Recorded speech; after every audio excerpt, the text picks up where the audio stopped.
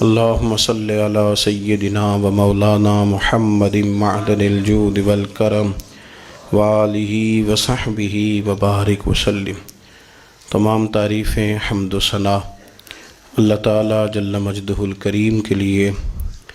درود و سلام نبی اکرم نور مجسم شفیع معظم احمد مجتبیٰ جناب حضرت محمد مصطفیٰ اعلیٰ تحیت و ثنا کی ذات والا صفات کے لیے حمد و صلات کے بعد، اللہ تبارک و تعالیٰ نے قرآن مجید فرقان حمید میں ارشاد فرمایا ہے وَيُطْعِمُونَ الطَّعَامَ عَلَىٰ حُبِّهِ مِسْكِينًا وَيَتِيمًا وَأَسِيرًا۔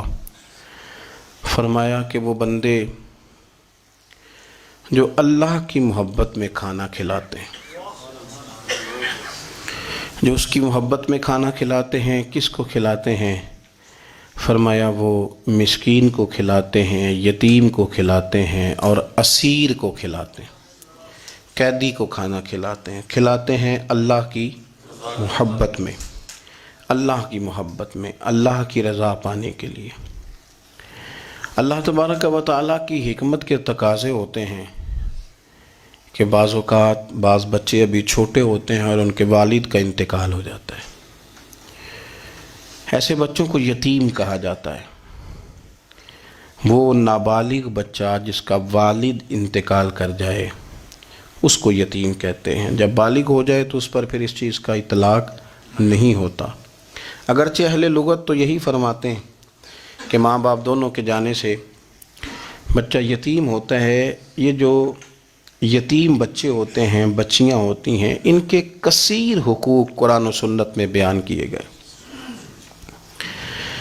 اللہ تبارک و تعالیٰ کے پیارے حبیب صلی اللہ تعالیٰ علیہ وسلم نے ایک خاص توجہ ہماری کرائی ان کے حقوق کے تعلق سے۔ والد کی موجودگی انسان کے لیے ایک بہت بڑا سہارا رکھتی ہے، اور بالخصوص اس موقع پر جب آدمی چھوٹا ہوتا ہے، بچے کمزور ہوتے ہیں، انہیں گھنی چھاؤں کی ضرورت ہوتی ہے، گھنی چھاؤں کی، جس میں وہ اپنا وقت صحیح طریقے سے گزار سکیں۔ ہمارے ہاں یہ ہوتا ہے کہ اگر کوئی کسی کا والد انتقال کر جاتا ہے تو وقتی طور پر تو بہت ساری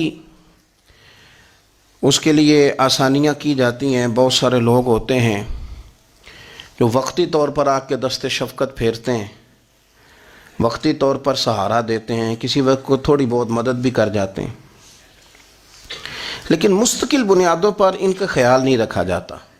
ان کو مستقل ضرورت ہوتی ہے نگرانی کی، مستقل ضرورت ہوتی ہے تربیت کی، مستقل ضرورت ہوتی ہے دھوپ چھاؤں سے بچانے کی۔ وقتی چونکہ جذبات ہوتے ہیں، بھائی چلا گیا، اس کے بچوں کے ساتھ تھوڑا بہت، پھر آہستہ آہستہ لوگ کہانیاں بنانے لگتے ہیں کہ ان کا ابا اتنے پیسے بھی تو چھوڑ گیا نا، اتنی جائیداد بھی تو ان کے پاس ہے نا، اور اب یہ بڑے بھی تو ہو گئے ہیں نا، مہنگے اسکول میں پڑھنا ضروری تو نہیں ہے نا۔ تو پھر رویوں میں سختی آتی جاتی ہے۔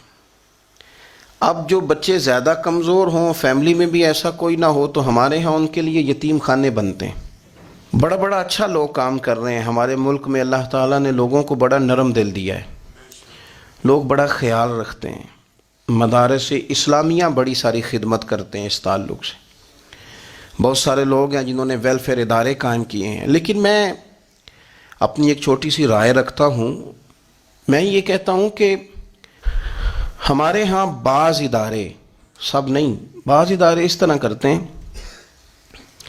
کہ جو ڈونر ہوتے ہیں، جنہوں نے فنڈ دینا ہوتا ہے، ان کو لا کے نہ تو دکھاتے ہیں یہ جی اتنے سارے بچے ہیں جی ہمارے پاس، غریب مسکین لاچار۔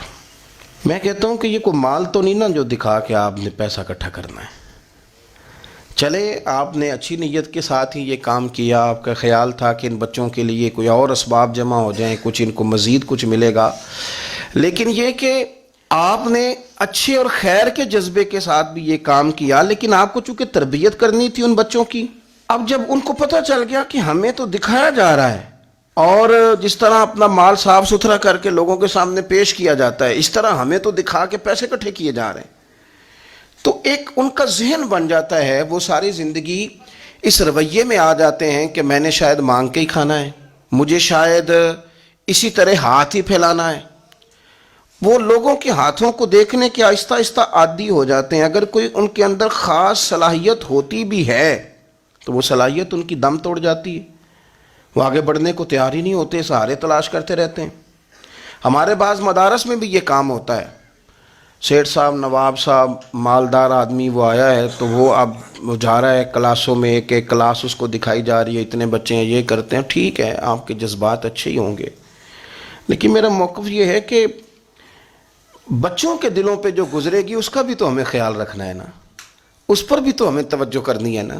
تو اس لیے یہ کہ یہ ماحول نہیں بنائیں لوگوں کے ذہنوں میں, ان کو مستقل کفالت. آپ قرآن و سنت کو آپ پڑھیں نا تو رسول کریم صلی اللہ علیہ وسلم نے فرمایا کہ انا وکافل الیتیم, فرمایا میں اور یتیم کی کفالت کرنے والا, وقتی طور پر 10,000 دے کے واپس جانے والا نہیں, کفالت کرنے والا, مستقل بنیادوں پر اس کا خیال رکھنے والا, اس کی پرورش کرنے والا, اس کے آگے بڑھنے میں اس کی مدد کرنے والا. فرمایا میں اور یتیم کی پرورش کرنے والا قیامت کے دن اس طرح ہوں گے جس طرح میری یہ 2 انگلیاں جڑی ہوئی ہیں. حضور فرماتے ہیں اس طرح قیامت کے دن میں اور یتیم کو پالنے والا ہوں گے. تو اچھے جذبوں کے ساتھ, خوبصورت رویوں کے ساتھ, اللہ کی رضا کو پیش نظر رکھتے ہوئے ان بچوں کو, اور یہ 1 2 4 لوگوں کی تعداد نہیں, یہ ڈھیر سارے بچے ہوتے ہیں, ڈھیر سارے. میری ذاتی یہ رائے ہے کہ ان بچوں سے بار بار پوچھیں بھی نہ آپ کو ضرورت کیا ہے, ان کو بار بار احساس نہ دلائیں کہ ہم آپ کا خیال رکھتے ہیں. یہ بھی نہ کریں آپ بائی دا وے بھی تو سارا کچھ کر سکتے ہیں, پیچھے رہ کے بھی تو کر سکتے ہیں. بہت سارے ایسے لوگ ہیں نے کبھی پلٹ کے دیکھا ہی نہیں کون ان کو پال رہا ہے, لیکن کوئی ہے, کوئی بیٹھا ہوا دور دعا دیتا ہے, میں ڈوبتا ہوں سمندر اچھال دیتا ہے. کفالت کریں, نگرانی کریں, ان کا مستقل بنیادوں پر خیال رکھیں, ان کے لیے اسباب فراہم کریں. میرے رسول پاک صلی اللہ تعالیٰ علیہ وآلہ وسلم ارشاد فرماتے ہیں کہ تمہیں بتاؤں گھروں میں سب سے بہترین گھر کون سا ہوتا ہے؟ او میرے بھائیوں, وہ کتنا کو بہترین گھر ہے جسے مدینے والے رسول نے بہترین کہہ دیا ہے. فرمایا تمہیں بتاؤں نا گھروں میں بہترین گھر کون سا ہے؟ ہم سمجھتے ہیں ٹائلیں اچھی ہوں, کمرے ہوادار ہوں, اور کچن جو ہے وہ انواع و اقسام کے کھانوں سے بھرا ہوا ہو, سین اچھا ہو, اور جناب ہر چیز کی سہولیات گھر میں ہو, امن ہو, سکون ہو. نہیں, حضور فرماتے ہیں مجھ سے پوچھو نا بہترین گھر کون سا ہے. تو یا رسول اللہ بتائیے, سیاستہ میں حدیث ہے, کریم رسول فرمانے لگے گھروں میں بہترین گھر وہ ہے جس میں کوئی یتیم رہتا ہو اور اس کے ساتھ سلوک اچھا کیا جاتا ہو, اچھا سلوک کیا جاتا ہو. یتیم کو رکھا جائے, پھر اس کی پوری نگرانی کی جائے, اسے پورا پیار دیا جائے, اسے پوری محبت دی جائے, یتیم رہتا ہو اور اس کا خیال بھی رکھا جاتا ہو. اور میرے نبی کریم صلی اللہ تعالی علیہ وسلم فرمانے لگے تمہیں بتاؤں نا کہ گھروں میں بدترین گھر کون سا ہوتا ہے؟ بدترین گھر کون سا ہے؟ حضور بتائیے. فرمایا جس میں کوئی یتیم رہتا اور اس کے ساتھ سلوک نہ صحیح کیا جاتا ہو, اس کو تکلیف دی جاتی ہو, وہ کرب میں ہو, وہ تکلیف میں ہو, وہ اذیت میں ہو. رکھنے والوں نے رکھ تو لیا ہے لیکن ان کو پتہ ہی کوئی نہیں ہے کہ ان کے ساتھ ہم نے رویہ کس طرح کا رکھنا تھا. یہ ایک اللہ کی قدرت ہے, اس کی حکمت ہے. چلے جاتے ہیں بعض اوقات بڑے. میں نے جو شروع میں آیت پڑھی, اللہ فرماتے ہیں الم یجد کا یتیمن فآویٰ, محبوب ہم نے آپ کو یتیم پایا, پھر اپنے جوار رحمت میں وسیع جگہ دی, پھر ہم نے آپ کو غنی کر دیا, پھر ہم نے آپ کو اپنے قرب کا رستہ عطا کیا. اللہ نے نبی کریم علیہ السلام کو در یتیم پیدا فرمایا. یہ یتیموں کے تعلق سے ایک عظیم شان ان لوگوں کو دینی تھی, تو اللہ نے اپنے حبیب کو بھی در یتیم پیدا کر دیا. یہ ایک خاص قسم کا کرب ہوتا ہے. ظاہر ہے جس آدمی نے جو چیز چکھی ہوئی ہوتی ہے وہی اس کے ذائقے سے آگاہ ہوتا ہے, دوسرا دور کھڑا اسے آگاہ نہیں ہوتا. جو چکھ لیتا ہے, جو پانی میں اتر جاتا ہے, وہ اس کی گہرائی بھی جانتا ہے اور ٹھنڈا کتنا یہ بھی سمجھتا ہے. جن لوگوں نے یہ دور گزارا ہوتا ہے ان کو اس کا پتہ ہوتا ہے. نبی کریم صلی اللہ علیہ وسلم نے یہ وقت بتایا تھا, حضور نے یہ دیکھا تھا. حضور صلی اللہ علیہ وسلم اس کی تکلیف سے، اس کی آزمائش سے، اس کے مد و جزر سے پوری طرح آگاہ تھے. اس لیے حضور نے گن گن کے یتیموں کے حقوق بیان کیے. میں نے اپنی زندگی میں یہ نظام دیکھا ہے. پہلے 2 ہفتے لوگوں کی نظروں میں بڑا پیار، اگلے 2 ہفتے اس میں تھوڑی سی کمی، پھر اس کے بعد آہستہ آہستہ کہنا کہ چلو کوئی تعلیمیں حاصل کرنا ضروری تو نہیں نا، چلو یہاں پڑھنا ضروری تو نہیں نا، چلے بندے کو خرچے بھی تو کم. پھر آہستہ آہستہ، کیونکہ کوئی بھی چیز ہے نا وہ پرانی ہوتی ہے، اس میں کمزوری آنا، پھر لوگوں کے لب و لہجے کا تبدیل ہونا، پھر بعض اوقات کسی شخص کا آ کے کوئی بات پوچھنا تو اس کے سوالوں میں چبھن، اس کے لب و لہجے کے اندر گھٹن کہ کتنے بجے باہر جاتے ہو، کب واپس آتے ہو، اب شام کو کتنے بجے جاتے ہو. ابا بھی یہ باتیں پوچھتے ہیں، وہ بھی یہ کام کرتے ہیں، لیکن اس رویے کے اندر جو چاشنی ہوتی ہے وہ اور ہوتی ہے، اس میں جو درد ہوتا ہے وہ.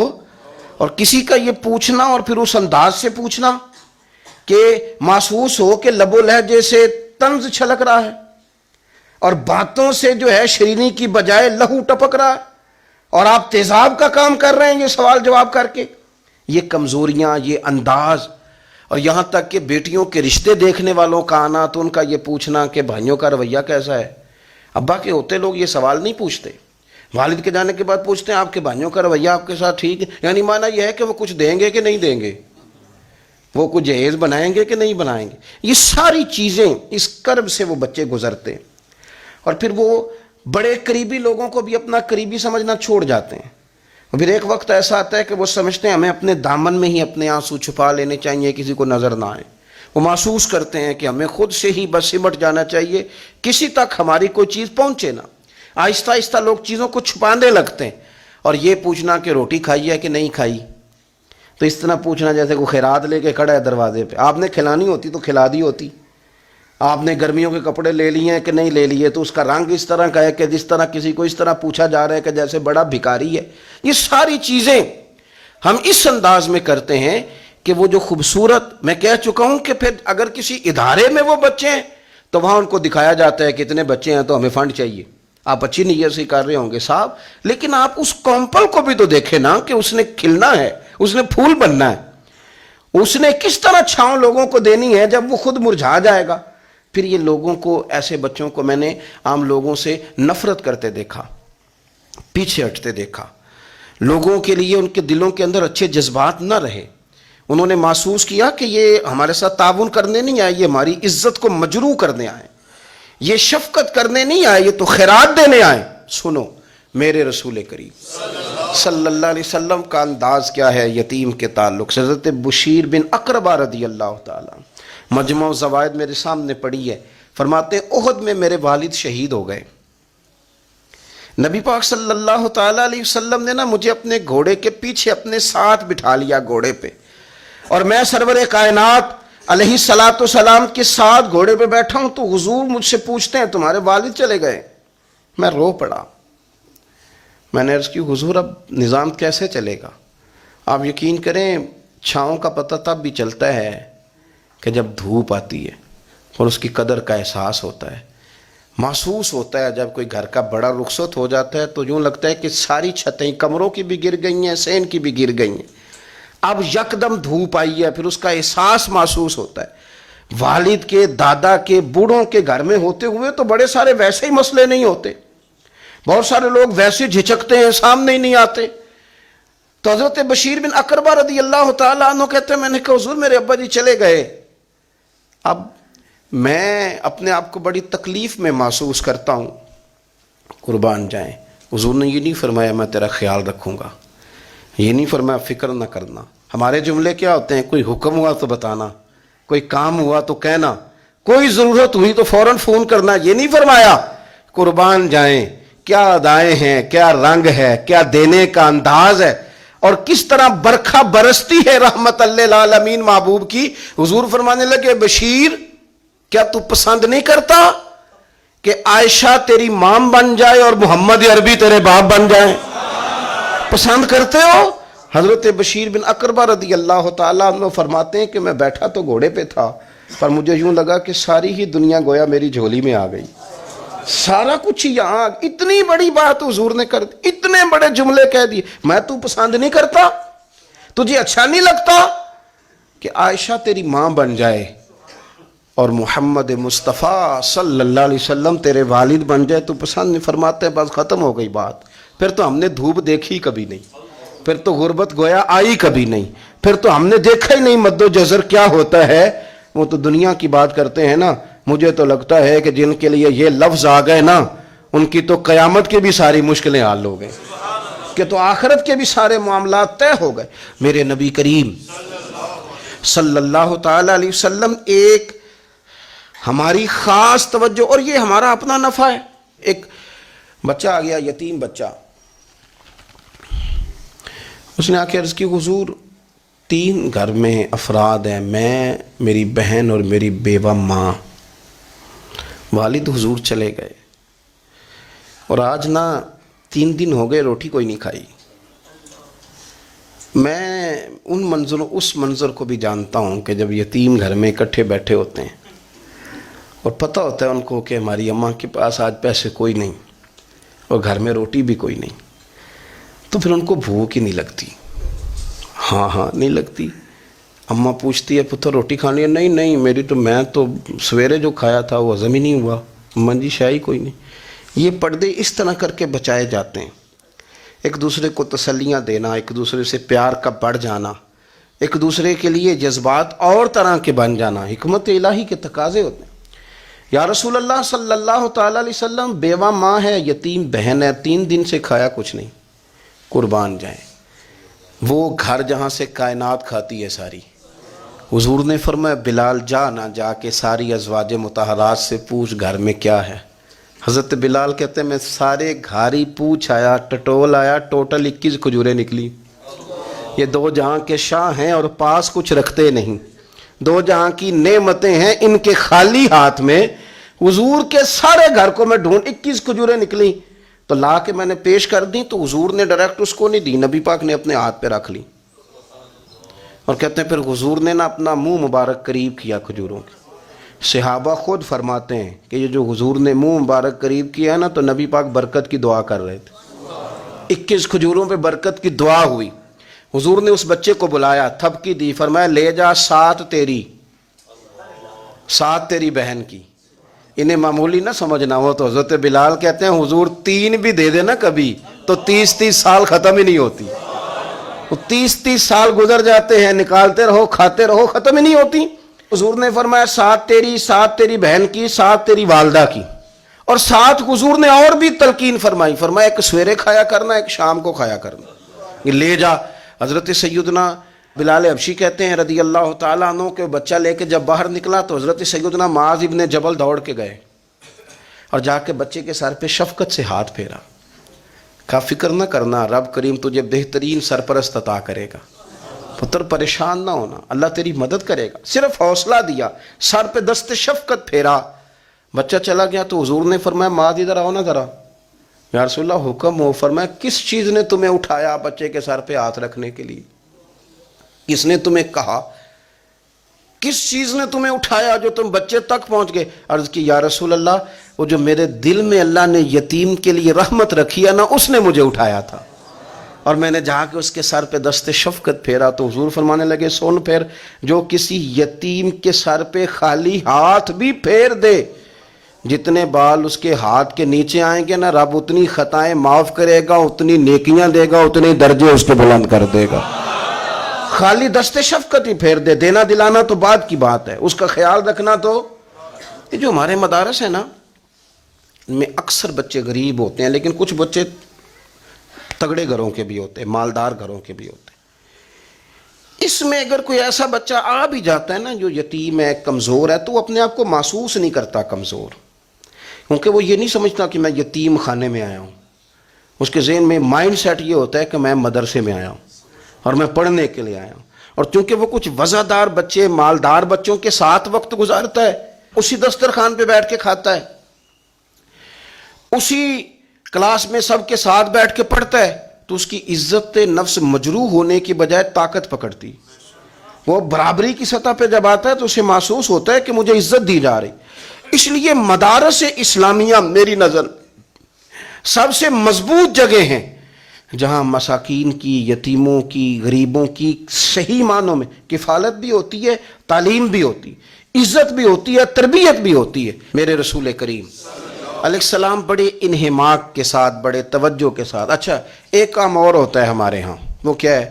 اگر کوئی یتیم مال چھوڑ گیا نا اس کا باپ، تو پھر تو وارے نہیں آ رہے ہیں اس کے، پھر تو اللہ خیر کرے کہ بہت سارے مل جائیں گے کفالت کرنے والے، بہت سارے ملیں گے دھیان رکھنے والے، بڑے سارے ملیں گے توجہ دینے والے۔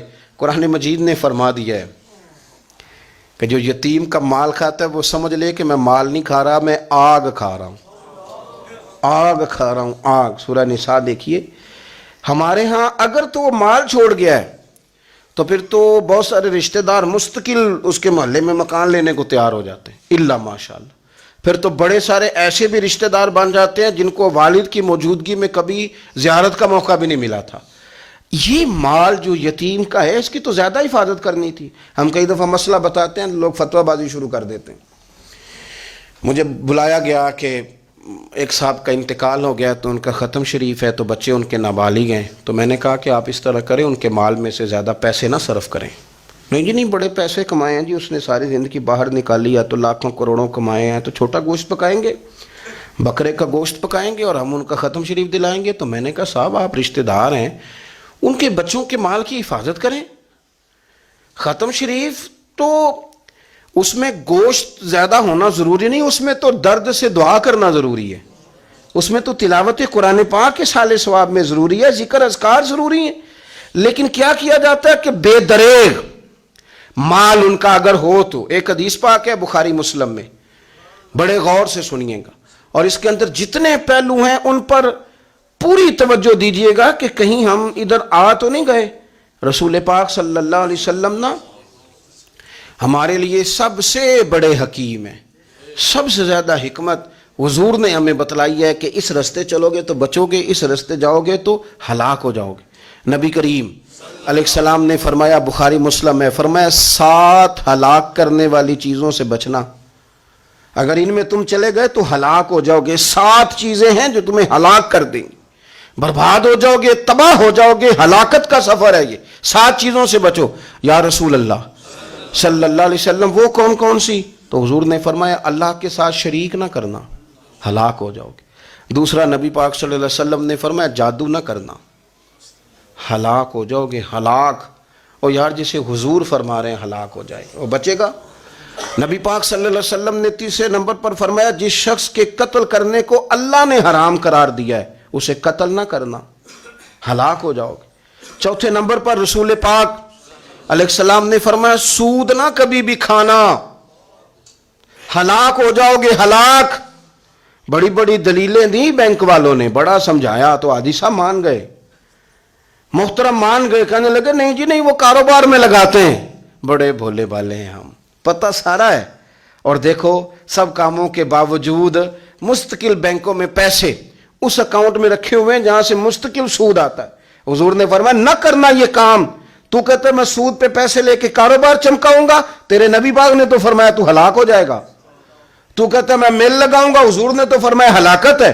تو کہتا ہے میں بڑا کچھ کر جاؤں گا تو ہلاکت ہے۔ اچھی طرح سمجھ لیں، اصل مال بھی ضائع ہو جاتا ہے اس بندے کا جو سود کا مال ملا لیتا ہے، اصل برکت بھی اڑ جاتی۔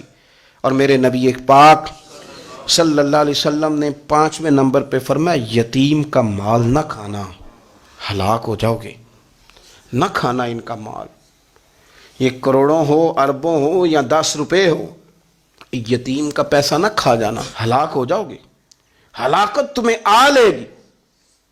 اور پھر 6 نمبر پر نبی پاک علیہ السلام نے فرمایا کفر سے جہاد ہو رہا ہو تو کبھی پیٹ پھیر کے بھاگنا نہ، ہلاک ہو جاؤ گے۔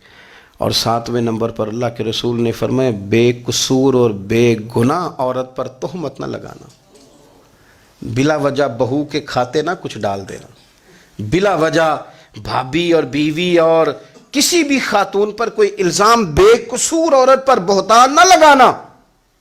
مار مار کے ایک شخص نے بحال کر دیا بیوی کو اور بعد میں پتا چلا کہ جی مجھے شک ہے تویز کراتی ہے۔ کیا آپ کی سوچ ہے؟ مسلمان اللہ کو ماننے والا اور اس باتوں پر الزام لگائے گا تویز کرا کے لاتی؟ بے قصور عورت پر بہتان، یہ ایک تو بات ہے اسے مارنا، اور ایک یہ ہے کہ کوئی تکلیف دینا، اور ایک خالی اتنی بات کی کہ بہتان بھی نہ لگانا، اس پر الزام نہ لگانا، یعنی تم نے صرف بے قصور عورت پر الزام ہی لگایا تو حضور فرماتے ہیں ہلاک ہو جاؤ. یہ ہلاکت والا کام ہے. لیکن ہم بغیر سوچے سمجھے کہہ دیتے ہیں اس نے کہا ہے، اس نے کیا ہے، یہ کرتی ہے.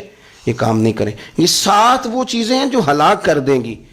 نبی پاک صلی اللہ تعالیٰ علیہ وآلہ وسلم فرماتے ہیں میں نا جنت کا دروازہ کھولوں گا تو ایک عورت کو نا میں سبقت لے جاتے ہوئے دیکھوں گا، یعنی وہ جلدی سے جنت میں داخل ہو رہی.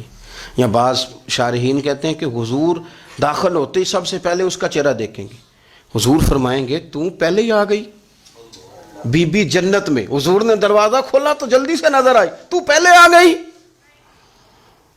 سب نے لکھا ہے کہ اس عورت کی شان یہ ہے کہ سب سے پہلے جنت میں گئی. میں نے حدیث پڑھی تو میں نے نیچے حاشیے میں لکھا، میں نے کہا میرا خیال یہ ہے کہ اس کی زیادہ شان یہ ہے کہ جنت میں اس کی سب سے پہلی ملاقات مدینے والے محبوب سے ہو گئی.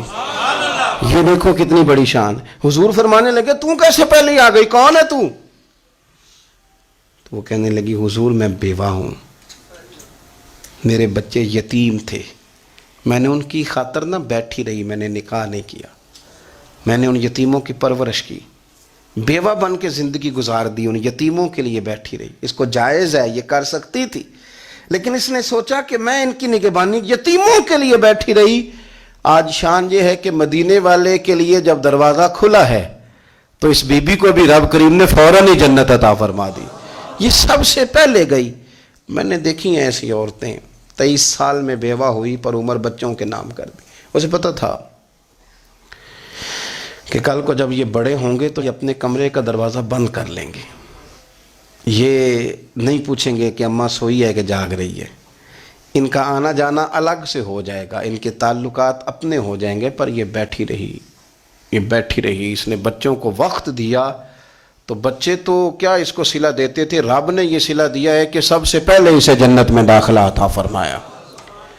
ابو داؤد شریف میں مسند امام احمد بن حنبل میں حدیث ہے، نبی پاک صلی اللہ علیہ وسلم کے چچا زاد تھے حضرت جعفر طیار، مولا علی شیر خدا کے بھائی تھے. جنگ موطا میں شہید ہو گئے.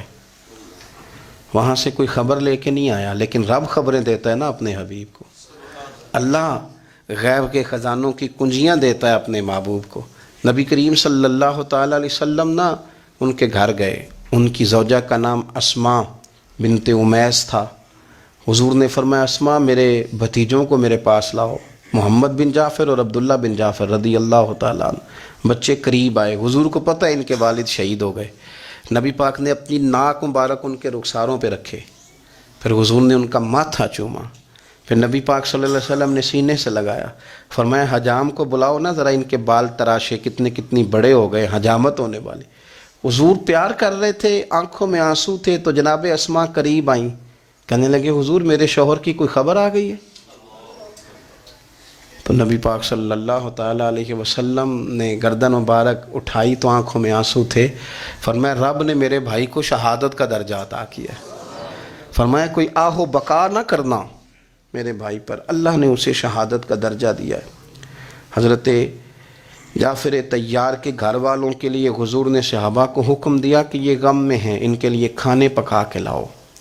پھر نبی پاک ان بچوں سے پیار کرنے لگے. فرمانے لگے یہ جو ہے نا محمد بن جعفر یہ اپنے دادا جناب ابو طالب سے ملتا جلتا ہے، اور یہ جو عبداللہ بن جعفر ہے یہ تو سارا میرے ساتھ ملتا جلتا ہے. نبی پاک صلی اللہ علیہ وسلم پیار کرتے، باتیں کرتے. حضرت اسماء رونے لگیں. یہ ابو داؤد شریف میں مسند امام احمد بن حنبل میں چمکتے جملے. عرض کرنے لگی حضور میرے بچوں کا کیا بنے گا، کون کفالت کرے گا؟ قربان جائیں رسول پاک صلی اللہ علیہ وسلم کے کیا جملے، یتیموں کے لیے حضور کا نوازنے کا کیا انداز ہے. فرمایا اسماء تو فکر نہ کر، انا ولیہم فی الدنیا والآخرہ.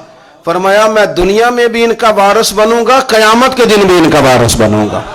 تو صرف دنیا کی بات کرتی ہے کہ نظام معیشت کا کیسے چلے گا، اور میرا وعدہ یہ ہے کہ دنیا میں بھی ان کی سرپرستی کروں گا، آخرت میں بھی سرپرستی کروں گا، آخرت میں بھی میں ان کا خیال رکھوں گا.